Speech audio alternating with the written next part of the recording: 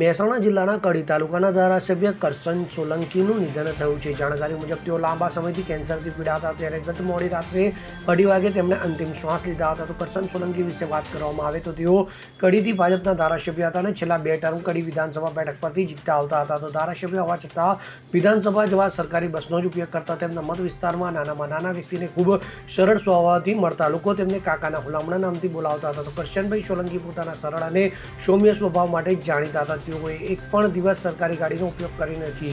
તેમની પાસે પોતાની માલિકીની એક ગાડી પણ નથી। જ્યારે કરશન સોલંકી જ્યારે ગાંધીનગર આવે ત્યારે કોઈની પાસે લિફ્ટ લઈને અથવા તો એસટી બસમાં આવતા। તેમની આ સાદગી લોકોનું દિલ જીતી લેતી હતી। તો પોતાના મત વિસ્તારમાં તેઓ ગરીબોની બેલી તરીકે પ્રખ્યાત ધારાસભ્ય હતા। ત્યારે તેમની આકસ્મિક વિદાયથી કડીમાં શોકની લાગણી વ્યાપી જવા પામી છે।